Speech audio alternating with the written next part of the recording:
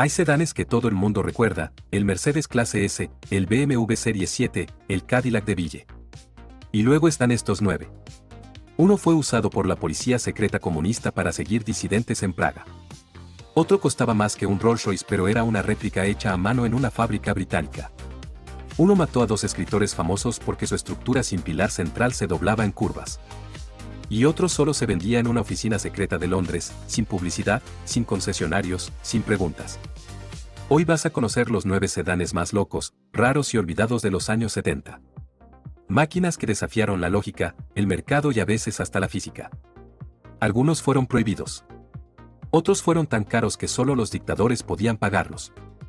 Y unos pocos simplemente desaparecieron porque nadie entendió para qué existían. Si quieres contenido automotriz que no encuentras en ningún otro lado, suscríbete a El Garaje Perdido. Empezamos con el que usaba la KGB. Tatra T613, 1974 a 1996. Checoslovaquia. Plena Guerra Fría. Mientras el mundo fabricaba sedanes con motor delantero, Tatra seguía construyendo algo que parecía salido de los años 30, un sedán de lujo con motor trasero refrigerado por aire. El Tatra T613 llevaba un motor V8 de 3.5 litros montado en la parte trasera, exactamente donde debería ir el maletero. Pesaba 1.600 kilos y alcanzaba los 200 kilómetros por hora. En una época donde los sedanes occidentales apenas llegaban a 160. Pero lo más inquietante no era su mecánica. Era quien lo manejaba. El T613 fue el sedán oficial de la policía secreta checoslovaca, la STB. Se usaba para seguir disidentes, intelectuales y periodistas que osaban cuestionar al régimen. Su silueta aerodinámica y su velocidad lo hacían perfecto para persecuciones discretas en carreteras rurales. Durante más de 2 décadas, fue un símbolo de poder en el bloque del Este. Ministros, generales y burócratas de alto rango lo usaban. Pero en Occidente, 0 unidades. Literalmente prohibido importarlo. Su diseño era extraño. Líneas aerodinámicas inspiradas en los estudios de los años 30, combinadas con una parrilla que parecía sonreír de forma siniestra. Algunos decían que parecía un Porsche 911 estirado. Otros simplemente lo llamaban el fantasma rojo. Después de la caída del muro de Berlín, Tatra intentó venderlo en Europa Occidental. Fracasó. Nadie quería un sedán comunista con motor trasero cuando podían comprar un BMW. Hoy quedan menos de 500 en el mundo. La mayoría oxidándose en garajes abandonados de Praga y Bratislava. Y si alguna vez ves uno rodando, probablemente sea un coleccionista que sabe que tiene una reliquia de la era más oscura de Europa. El Tatra T613 no fue un sedán. Fue una advertencia con ruedas. Gazchaika M13, 1977 a 1988. Si el Tatra era inquietante, el Gazchaika M13 era directamente aterrador. No porque fuera feo, sino porque no se vendía. Se asignaba. El Chaika, que en ruso significa gaviota, era la limusina oficial de la élite soviética. Solo los miembros del Politburó, los generales de alto rango y los directores de fábricas estratégicas podían recibirlo. No existía concesionario. No existía precio. Si tenías uno, significaba que el Kremlin confiaba en ti. O te temía. El M13, lanzado en 1977, llevaba un motor V8 de 5.5 litros que generaba 220 caballos de fuerza. Pesaba 2.500 kilos. Alcanzaba 180 kilómetros por hora, aunque nadie lo conducía rápido porque el combustible era racionado y el Chaika bebía gasolina como si fuera vodka. Su interior era puro terciopelo rojo, madera barnizada y asientos tan amplios que parecían sofás. Las ventanas traseras eran tan oscuras que desde afuera no se veía nada. Perfecto para reuniones secretas mientras el chofer conducía por Moscú. La producción fue ridículamente baja. Entre 1977 y 1988 se fabricaron apenas 3.200 unidades. Pero la mayoría fueron destruidas después de la caída de la Unión Soviética. ¿La razón? Nadie quería ser visto en el auto que simbolizaba la opresión del régimen. Hoy, encontrar un Chaika M13 es casi imposible. Los pocos que sobreviven están en museos rusos o en manos de oligarcas nostálgicos que pagan fortunas en el mercado negro. El Chaika no fue un sedán de lujo. Fue un símbolo de poder absoluto. Y cuando ese poder cayó, el símbolo desapareció con él. Citroën SM, 1970 a 1975. Francia. Principios de los 70. Citroën acababa de comprar Maserati y decidió hacer algo que nadie esperaba, meter un motor italiano en un sedán francés con suspensión de nave espacial. El resultado fue el Citroën SM. Un sedán Gran Turismo con motor V6 Maserati de 2.7 litros, luego aumentado a 2.9. 178 caballos en la versión más potente. Suspensión hidroneumática que hacía que el auto literalmente flotara sobre el asfalto. Y lo más loco, faros direccionales que giraban con el volante. Esos faros fueron su perdición en Estados Unidos. La normativa los declaró ilegales. Citroën intentó venderlos sin esa función, pero el daño ya estaba hecho. Las ventas en Norteamérica colapsaron. En Europa, el SM fue un sueño para los entusiastas. Alcanzaba los 220 km por hora con una suavidad que ningún sedán de la época podía igualar. Pero tenía dos problemas: era carísimo de mantener y consumía combustible como si el petróleo fuera infinito. Entonces llegó la crisis del petróleo de 1973. Los precios del combustible se triplicaron. Y el Citroën SM, con su motor italiano sediento y su tecnología compleja, se convirtió en un lujo que nadie podía sostener. Citroën fabricó apenas 12.800 unidades entre 1970 y 1975. La empresa quebró financieramente y tuvo que ser rescatada por Peugeot. Maserati fue vendida a De Tomaso. Y el Citroën SM pasó de ser una obra maestra a ser un recuerdo amargo. Hoy es una pieza de colección. Pero poseerlo significa tener un mecánico francés e italiano en marcación rápida. Porque cuando algo se rompe, y se rompe seguido, las piezas no existen. El Citroën SM no fue un sedán. Fue un experimento que salió demasiado bien para un mundo que no estaba listo. Stutz Black Hawk, 1971 a 1987. Estados Unidos. Principios de los 70. Mientras Detroit fabricaba muscle cars y sedanes conservadores, un hombre llamado James O'Donnell decidió revivir una marca muerta, Stutz. Pero no cualquier Stutz. El Stutz Black Hawk. Un sedán de lujo hecho a mano, con carrocería italiana diseñada por Berger Lesner, motor V8 americano de 7.5 litros y un precio que hacía llorar, desde $22,000 hasta $75,000, dependiendo de la personalización. Para que lo entiendas, un Cadillac DeVille costaba $9,000. Un Rolls-Royce Silver Shadow, $30,000. El Stutz costaba más que un Rolls y no era británico. Era americano con ego italiano. ¿Quién lo compraba? Elvis Presley. Compró 3. Dean Martin, Sammy Davis Jr., Liberace, Evel Knievel. Celebridades que querían gritar: soy rico, pero no quiero un Rolls porque todo el mundo tiene uno. El Black Hawk era absurdo. Parrilla cromada enorme, líneas angulares, neumático de repuesto montado en el capó como si fuera un auto de los años 30. Pesaba 2.300 kilos. Consumía 1 litro cada 5 kilómetros. Y la calidad de construcción era cuestionable.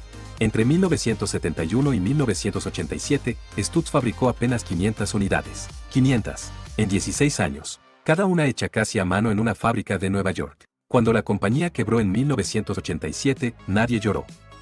Excepto los dueños que descubrieron que las piezas de repuesto no existían y que mantenerlo costaba más que comprar un auto nuevo cada año. Hoy, un Stutz Black Hawk en buen estado vale entre $80,000 y $200,000. No porque sea bueno, sino porque es raro.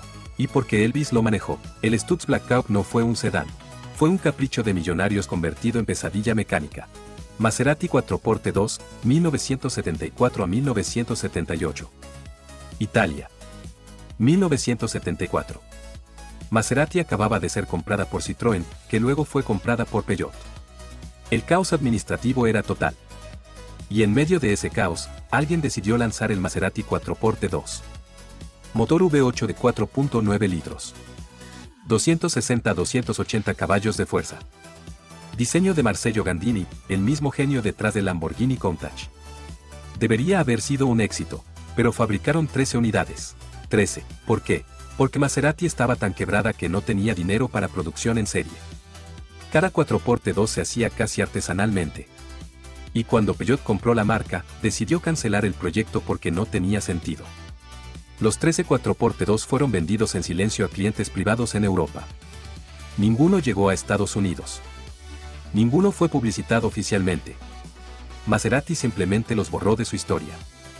Durante décadas, muchos creyeron que el 4x2 era un mito. hasta que empezaron a aparecer en subastas europeas en los años 2000.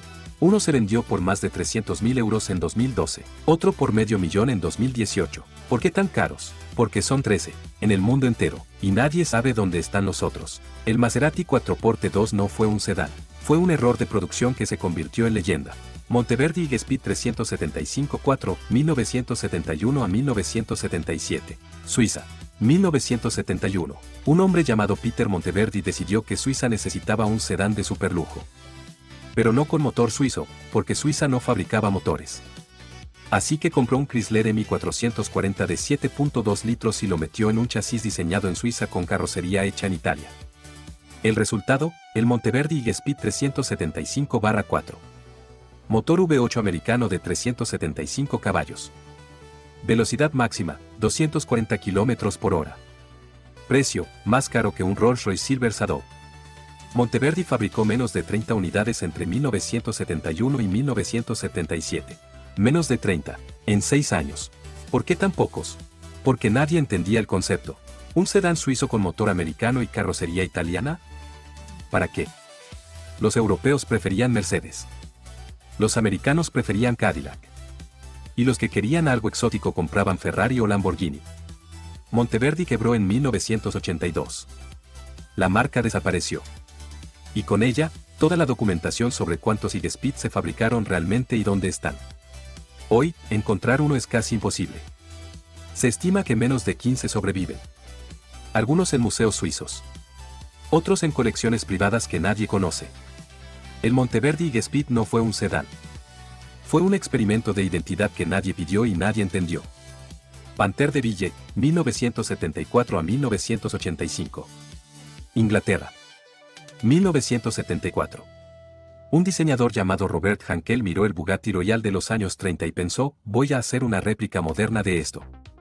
Y así nació el Panzer de Ville. Un sedán de lujo de 4 puertas que parecía salido de los años 20 pero con motor Jaguar V12 de 5.3 litros debajo del capó. El problema, costaba 32.000 libras esterlinas. Un Rolls-Royce Silver Shadow costaba 29.000. El Panzer costaba más que un Rolls y ni siquiera era un Rolls. ¿Quién lo compraba? Elton John.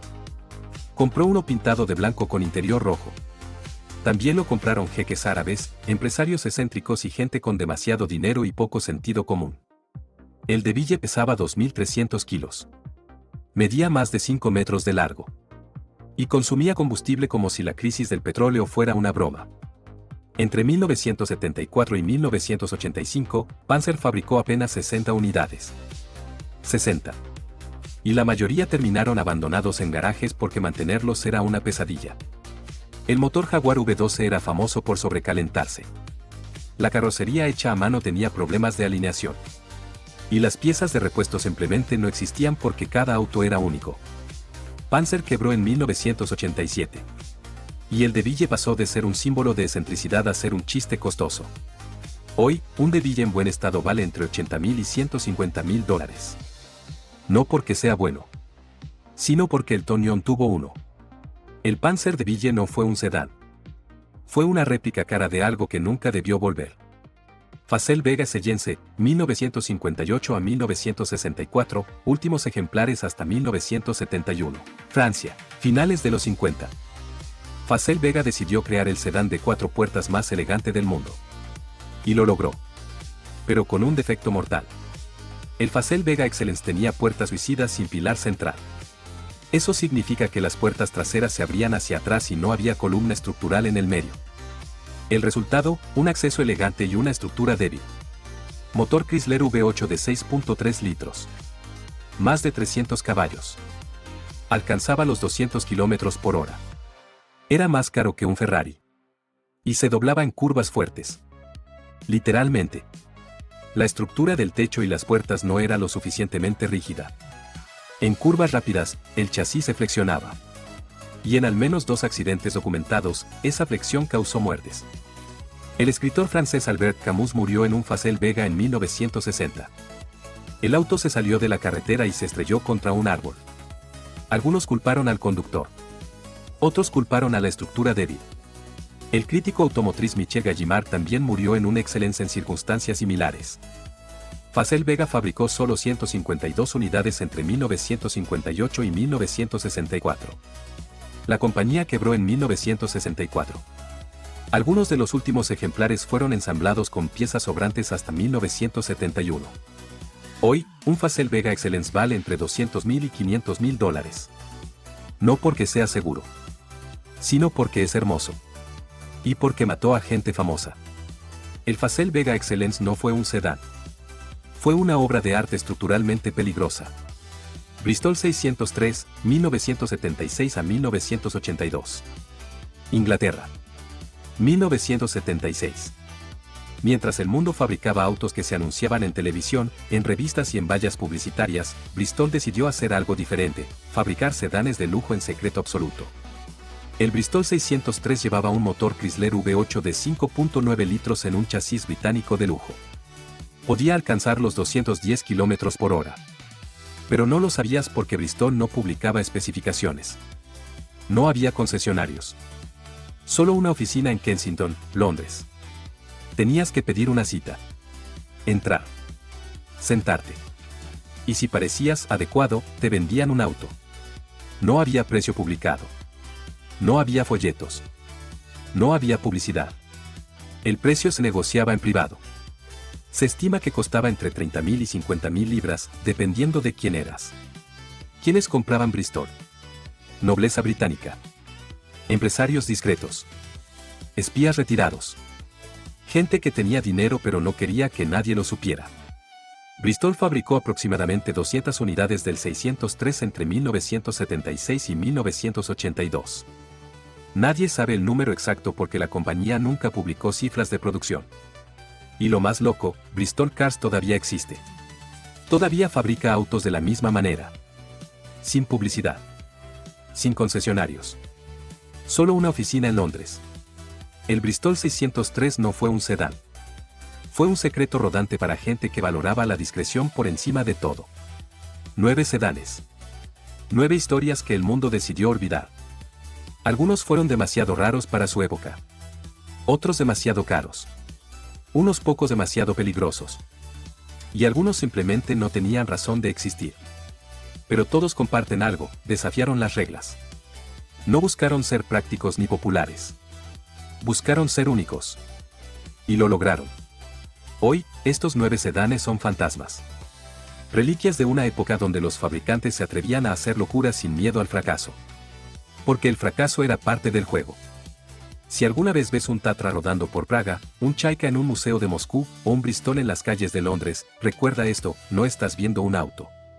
Estás viendo un pedazo de historia que se negó a morir. Nos vemos en el próximo vídeo de Bólidos Retro.